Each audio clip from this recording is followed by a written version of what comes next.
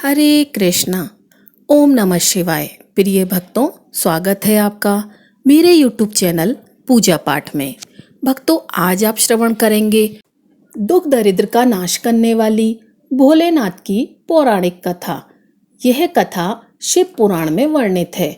शिव पुराण में कहा गया है, जो भी भक्तगण इस कथा को शांत मन से भक्ति भाव से सुनता है तो उसकी जन्मों की दरिद्रता समाप्त हो जाती है। दरिद्र धनवान हो जाते हैं, रोगी रोग मुक्त हो जाते हैं, भाग्य का द्वार खुलता है। प्रिय भक्तगणों, स्कंद पुराण के अनुसार भगवान शिव जी ने स्वयं कहा है कि जो लोग सायं काल और प्रातः काल पूर्ण भक्ति भाव से सोमवार के दिन सोमवार व्रत कथा एवं भगवान शिव की स्तुति सुनते या पढ़ते हैं तो उन्हें विभिन्न प्रकार के फल प्राप्त होते हैं। उन्हें कोई रोग नहीं होगा, दरिद्रता भी नहीं होगी तथा प्रियजनों से कभी वियोग नहीं होगा। वे इस संसार में दुर्लभ भोगों का उपभोग करके भगवान शिव के परम धाम को प्राप्त करेंगे। तो आज आप श्रवण करेंगे सोमवार की बड़ी ही दुर्लभ और पौराणिक व्रत कथा, जिसे आप सभी भक्तगण बड़ी श्रद्धा तथा प्रसन्नचित मन से पूरा अवश्य सुनिएगा। तो आइए उमापति शिव शंकर भगवान का ध्यान करते हुए कथा का रसपान करते हैं। एक समय की बात है, किसी नगर में एक धनी व्यापारी रहता था। इतना सब कुछ होने पर भी वह व्यापारी अंतर मन से बहुत दुखी था, क्योंकि उस व्यापारी के यहाँ कोई पुत्र नहीं था। उसे यही चिंता सताती थी। पुत्र पाने की इच्छा से वह व्यापारी प्रति सोमवार भगवान शिव की व्रत पूजा किया करता था। सायं काल को व्यापारी शिव मंदिर में जाकर भगवान शिव के सामने घी का दीपक जलाता था। उस व्यापारी की भक्ति देखकर एक दिन पार्वती माता ने भगवान शिव से कहा, हे प्राणनाथ, यह व्यापारी आपका सच्चा भक्त है। कितने दिनों से यह सोमवार का व्रत और पूजा नियमित कर रहा है। भगवान, आप इस व्यापारी की मनोकामना अवश्य पूर्ण करें। पार्वती जी का इतना आग्रह देखकर भगवान शिव ने कहा, हे प्रिय, तुम्हारे आग्रह पर मैं इस व्यापारी को पुत्र प्राप्ति का वरदान देता हूँ, लेकिन इसका पुत्र मात्र 16 वर्ष से अधिक जीवित नहीं रहेगा। इस व्यापारी के भाग्य में तो पुत्र नहीं है। प्रिय भक्तों, उसी रात भगवान शिव ने स्वप्न में उस व्यापारी को दर्शन देकर उसे पुत्र प्राप्ति का वरदान दिया और उसके पुत्र के 16 वर्ष तक जीवित रहने की बात बताई। भगवान शिव के वरदान से व्यापारी को बड़ी ही खुशी हुई, लेकिन पुत्र की अल्प आयु की चिंता ने उसकी उस खुशी को नष्ट कर दिया। व्यापारी पहले की तरह सोमवार का व्रत विधिवत करता रहा। अब कुछ महीने पश्चात उसके घर में अति सुंदर पुत्र उत्पन्न हुआ। इससे व्यापारी के घर में खुशियां भर गईं। बहुत धूमधाम से पुत्र जन्म का समारोह मनाया गया। व्यापारी को पुत्र जन्म की अधिक खुशी नहीं हुई, क्योंकि उसे पुत्र की अल्प आयु के रहस्य का पता था। यह रहस्य घर में किसी को नहीं मालूम था। विद्वान ब्राह्मण ने उस पुत्र का नाम चंद्रशेखर रखा।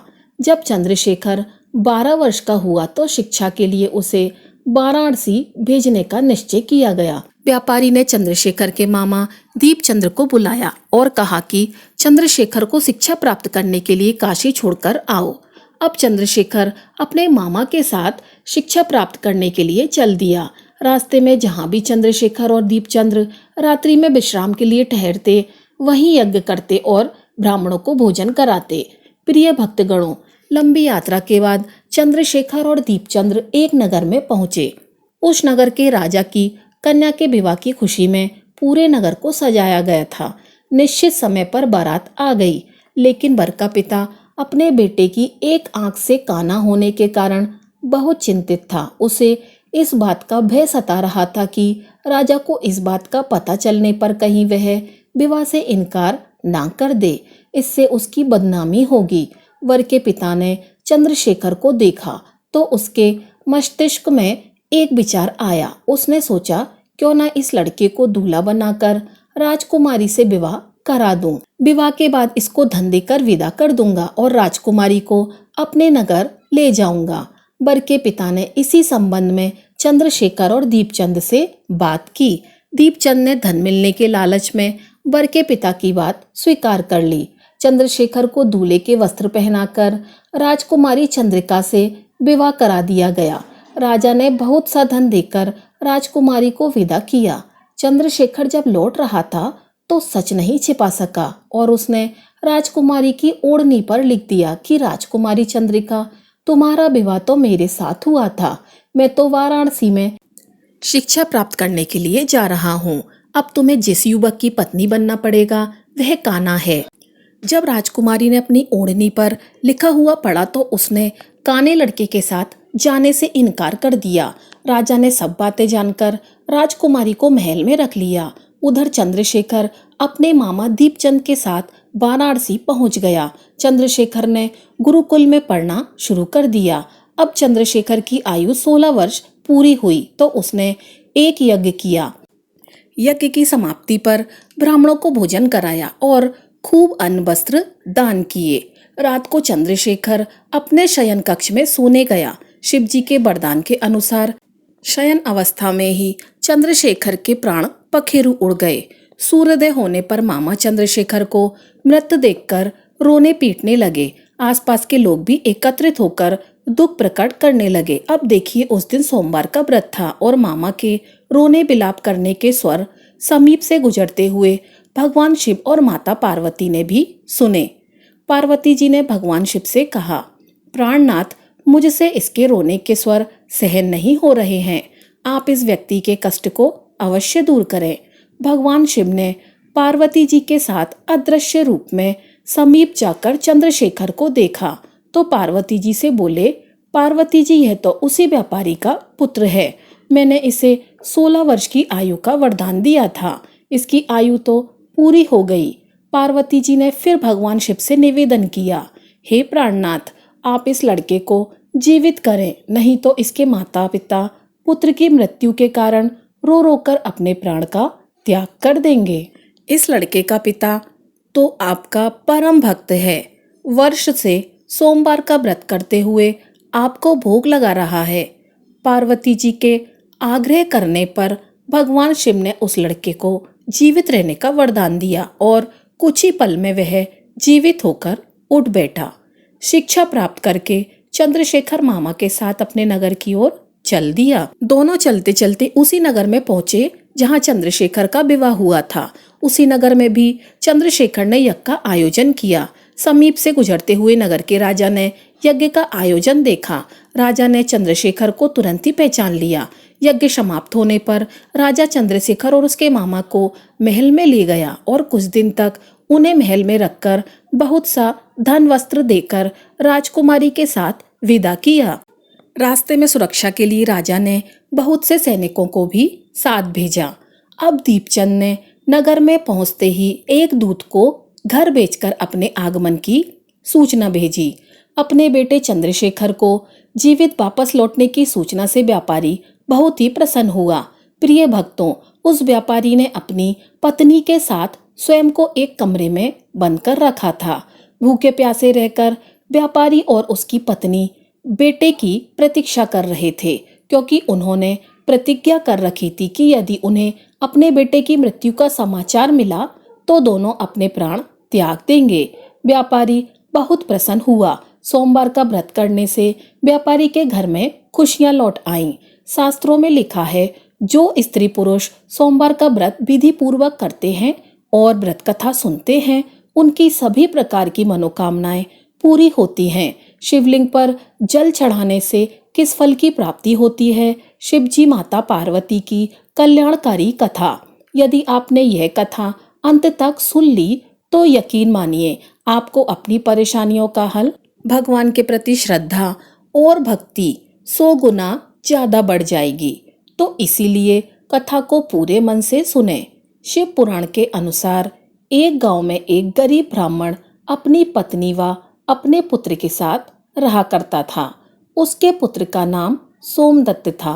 वह गरीब बूढ़ा ब्राह्मण नित्य प्रतिदिन शिव जी को जल चढ़ाया करता था और उसकी पत्नी ब्राह्मणी को यह सब बिल्कुल भी पसंद नहीं था। प्रिय भक्तों, दरअसल ब्राह्मणी पहले बहुत पूजा पाठ करती, व्रत उपवास सब कुछ करती थी। इतना कुछ करने के बाद भी उसकी गरीबी दूर नहीं हो रही थी।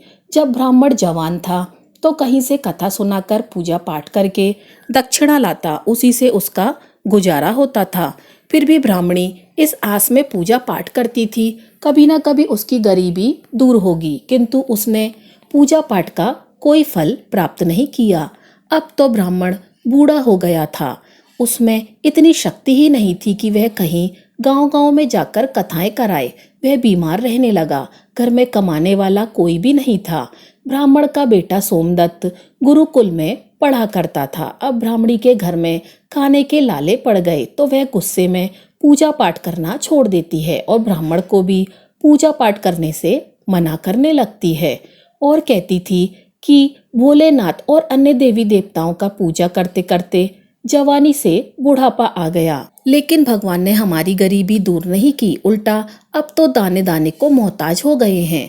अरे मेरी ही मति मारी गई थी कि मैंने दिन रात उपवास व्रत किया, जब तब मैं अपने शरीर को सुखा लिया। अब क्या देंगे तुम्हारे शिव भगवान? तुम शिवलिंग पर जल चढ़ाया करते हो। प्रिय भक्तगणों, ब्राह्मणी की बातों को सुनकर ब्राह्मण कुछ भी नहीं कहता। उसे तो अपने आराध्य भोलेनाथ पर विश्वास था। अब ब्राह्मण का बेटा अपनी शिक्षा पूरी करके गुरुकुल से वापस अपने घर आ गया और अपने माता पिता की सेवा करने लगा। एक दिन की बात है, सोमदत्त शिव मंदिर में अपने पिता के साथ पूजा पाठ कर रहा था और वहीं पर शिव भक्तों को कथा सुनाने लगा। वह कहता है कि जो भक्त भगवान की कथा को सुनते हैं, उनकी मन में जो इच्छा रहती है, भोलेनाथ उनकी मनोकामना पूरी करते हैं। प्रिय भक्तों, सोमदत्त की यह बातें मंदिर में पूजा करने आए उसी राज्य के राजा ने सुन ली और उसे यह बात बहुत ही अच्छी लगी और उसने सोमदत्त को अपने यहाँ राजकुमारी को कथा सुनाने के लिए नौकरी पर रख लिया। अब सोमदत्त प्रतिदिन राजा की लड़की को कथा सुनाने जाया करता था। वहां से दक्षिणा में जो भी मिलता उसमें ही वह अपने परिवार का पालन पोषण करने लगा। इस पर भी ब्राह्मणी खुश नहीं थी। उसने कहा, मुझे अपने बच्चे के भविष्य की चिंता है। हमारा जीवन तो जैसे तैसे कट गया, लेकिन मेरे पुत्र का जीवन अभी बाकी है। हमारे मरने के बाद उसका क्या होगा? हमारी भक्ति पूजा पाठ का फल लगता है कभी नहीं मिलेगा। क्या भोलेनाथ को मेरा दुख दिखाई नहीं देता? मेरा पुत्र राजा के घर से जो कुछ भी लेकर आता है, माना कि उससे हमारे पूरे परिवार का पेट बढ़ जाता है, किंतु और भी आवश्यकताएं कैसे पूरी होंगी? ईश्वर ने अपनी आंखें क्यों बंद कर रखी हैं? क्या मेरे पुत्र को हमारी तरह ही गरीबी में रहना होगा? प्रिय भक्तगणों, ब्राह्मण और ब्राह्मणी की यह करुण पुकार जब माता पार्वती ने सुनी तो उन्होंने शिव जी से कहा, हे देव, हे महेश्वर, आप सर्वज्ञ हैं। आप क्यों इन दोनों की परीक्षा ले रहे हैं? प्रभु, ब्राह्मण आपका परम भक्त है, अब आप उनके दुख का नाश करें। प्रभु, अन्यथा कोई ब्राह्मण ब्राह्मणी आपकी पूजा करना बंद ना कर दें, कहीं उनके मन में आपके प्रति विश्वास समाप्त ना हो जाए। भोलेनाथ ने कहा, हे देवी, आप चिंता ना करें, मैंने उसके भाग्योदय का बीज तो पहले ही बो दिया है। अब हम दोनों को साथ में लक्ष्मी जी, विष्णु जी को लेकर इन ब्राह्मण के घर जाने का समय आ गया है। मेरी कृपा के साथ ही वह ब्राह्मण दंपत्ति विष्णु लक्ष्मी के भी कृपा के पात्र हैं। उन दोनों पति पत्नी ने हम दोनों की पूजा एक साथ की है। हे देवी, पृथ्वी लोक पर जाकर हमें शिव लीला करनी है। प्रिय भक्तगणों, अब शिव जी तुरंत माता पार्वती जी के साथ नंदी पर सवार होकर वैकुंठ लोक में जाते हैं, जहां दयानिधि भगवान विष्णु शेषनाग की सैया पर विराजमान थे। माता लक्ष्मी उनके पांव दबा रही थीं। तब शिव जी ने विष्णु जी से पृथ्वी लोक पर चलने को कहा। विष्णु जी बोले, हे देवी, लक्ष्मी चलिए, हमारे भक्त का बुलावा आ गया है। अब क्या था, चारों देवी देवता ने साधु का वेश धारण कर पृथ्वी पर उपरोक्त ब्राह्मण के घर पहुंचकर अलख जगाई और कहा, अलख निरंजन, अलख निरंजन।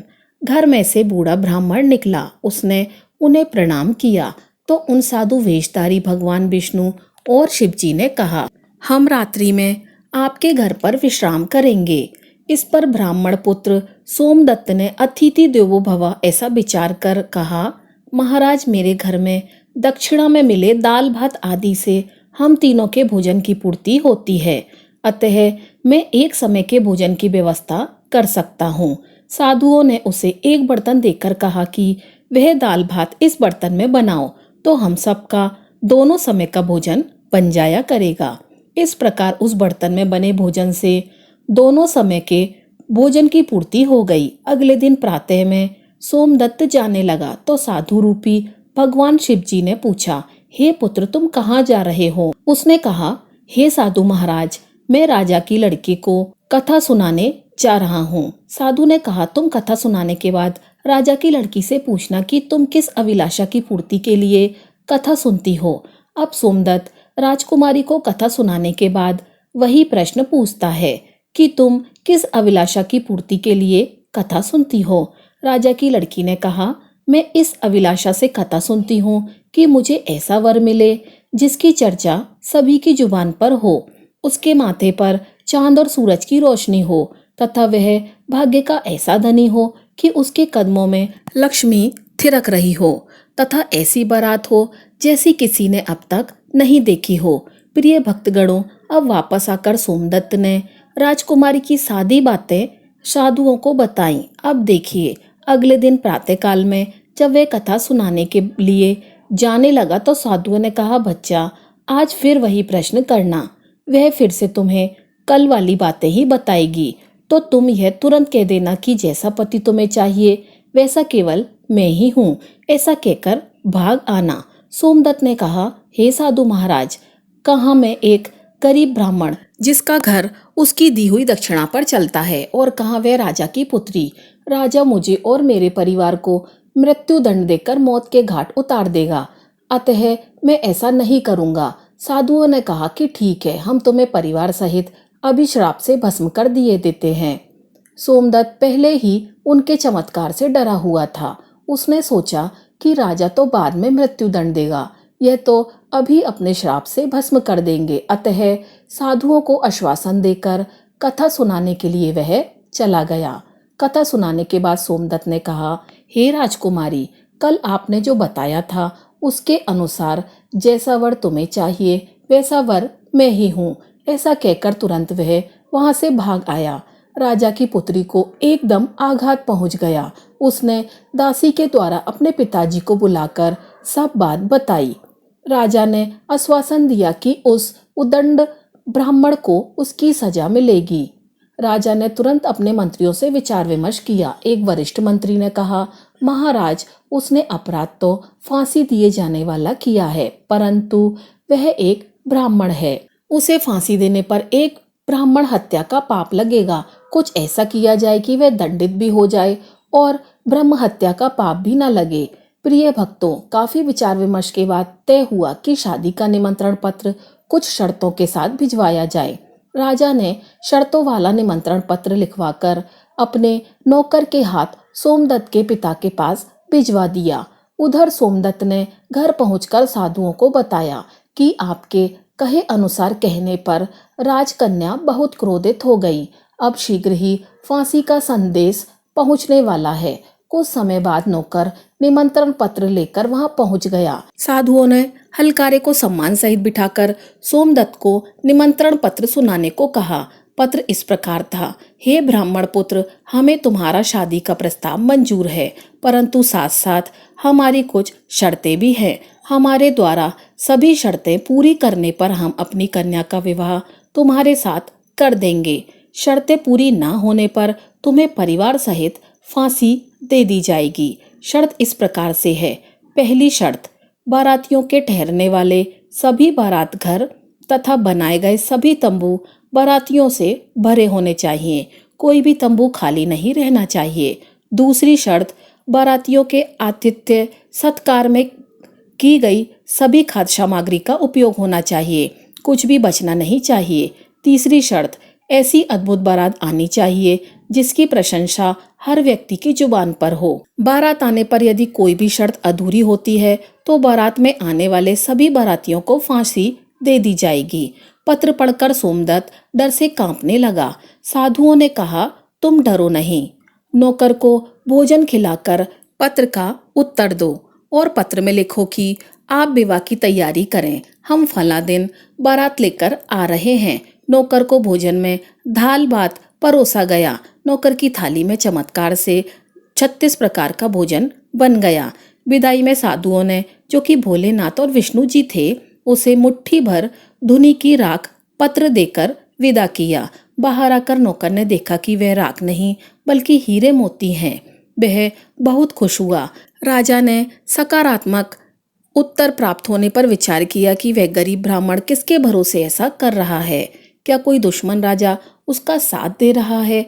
यही सोचकर राजा ने शहर के तमाम बारात घर सजवा दिए और अनेकानेक तंबू लगवा दिए। राजा का विश्वास था कि अधिक आदमी न आने के कारण वह शर्त हार जाएगा।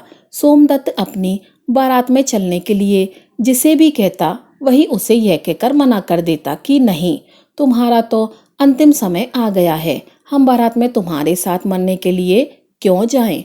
ऐसी बात सुनकर वह बहुत ही परेशान था। शादी वाले दिन सोमदत्त को परेशान देखकर साधुओं ने कहा, पुत्र, आज तुम्हारा विवाह है और तुम परेशान हो रहे हो, तैयार होकर हमारे साथ चलो। तुम किसी बात की चिंता मत करो, हम तुम्हारे साथ हैं। सोमदत्त ने भाग्य में जो लिखा है वही होगा, यही सोचकर तैयार होकर साधुओं के साथ चल दिया।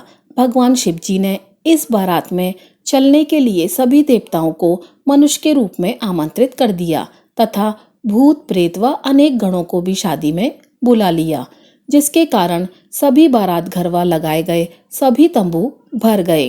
इसके बाद भी कुछ बाराती बिना तंबू के रह गए। राजा के पास सूचना भिजवाई गई कि बारातियों के ठहरने का और प्रबंध कराया जाए। सूचना मिलने पर राजा ने विचार किया कि कहाँ से इतने बाराती आ गए हैं, चलकर देखना चाहिए। राजा तुरंत वहां पहुंचा। राजा को आया देखकर शिव जी ने शुक्र व शनि जी को बच्चे के रूप में बनाकर भूख के कारण रुला दिया। राजा ने 2 बच्चों को रोते हुए देखकर पूछा कि यह बच्चे क्यों रो रहे हैं। साधु बने शिव जी ने कहा, इन्हें भूख लगी है। राजा ने बच्चों को खाना खाने के लिए भेज दिया। कुछ समय बाद राजा के कर्मचारी ने आकर बताया कि महाराज, वे दोनों बच्चे तो सारा का सारा खाना खा गए हैं और फिर भी भूख भूख चिल्ला रहे हैं। ऐसा सुनकर राजा बहुत परेशान हुआ। उसने अपना घमंड त्याग कर साधुओं के सामने नतमस्तक होकर कहा, महाराज, अब मेरी लाज आपके हाथ में है। साधुओं ने कहा, कोई बात नहीं, सब कुछ ठीक हो जाएगा। तुम घर जाकर बारात की अगवानी की तैयारी करो। राजा ने शहर को बहुत ही सुंदर ढंग से सजाया। जगह जगह झालरों से पूरा शहर एक दुल्हन की तरह सजाया गया। सोमदत्त भी विवाह की पोशाक में एक राजकुमार की तरह बहुत सुंदर दिखाई दे रहा था। शाम के समय उसे एक सुंदर रथ में बिठाया गया। रथ के आगे अनेक प्रकार के बैंड बाजे, नगाड़े, बाले झूम रहे थे। दूल्हे के मस्तक पर सेहरे को चांद और सूरज से सजाया गया। बाराती हाथ में मुद्राएं लेकर एक दूसरे पर न्योछावर करके इधर उधर उड़ा रहे थे। बारात के इस विहंगम दृश्य को देखकर लोग आपस में कहने लगे कि इस ब्राह्मण के भाग्य को तो देखो, इसके मस्तक के सेहरे में चांद और सूरज और चारों तरफ से इस प्रकार धन लक्ष्मी उड़ाई जा रही है, मानो किसी बड़े राजा की बारात निकल रही हो। ऐसी बारात हमने अपने जीवन में कभी नहीं देखी और न आगे देखने की उम्मीद है। यह भाग्य का बड़ा धनी है। प्रजा के इस प्रकार की बातों को सुनकर माता पार्वती ने कहा, प्रभु, आप जिस पर कृपा करते हो उसके लिए अन्य धन के भंडारे खोल देते हो। भगवान भोलेनाथ ने कहा, हे पार्वती, जो भक्तगण मेरी पूजा पूरी श्रद्धा भक्ति से करते हैं, मैं उन्हें उनकी पूजा का फल अवश्य देता हूँ। उन्हें दुख तभी तक झेलना पड़ता है जब तक कि उनके पाप कर्म खत्म नहीं हो जाते। पुण्य कर्म जैसे ही उदय होते हैं, उनके भाग्य के दरवाजे खुल जाते हैं और जो भक्त भगवान की कथाओं को सुनता है, उन्हें भी राजकुमारी की तरह फल प्राप्त होता है। राजकुमारी ने प्रतिदिन भगवान की कथाएं सुनी। उसने मन में जो भी कामना की उसे वह मिला। यह तो भोलेनाथ, माता पार्वती, विष्णु जी, लक्ष्मी जी की महिमा थी जिसके कारण ब्राह्मण धनी हो गया। उसका भी घर महल की तरह सुंदर हो गया। उसके घर में नौकर चाकर इत्यादि की कमी नहीं थी। अपार धन दौलत से घर भरा हुआ था और ब्राह्मणी ने भी फिर से भगवान की पूजा अर्चना शुरू कर दी। खूब दान दक्षिणा देना शुरू कर दिया और नित्य प्रतिदिन भगवान की कथाओं को सुना करती थी। एक बार प्रेम से बोलिए, लक्ष्मी नारायण भगवान की जय। पार्वती पते हर हर महादेव। तो प्रिय भक्तों, यह थी हमारी आज की कथा। अगर आपको कथा अच्छी लगी हो तो वीडियो को लाइक कीजिएगा और चैनल को सब्सक्राइब कीजिएगा। आपका दिन शुभ हो।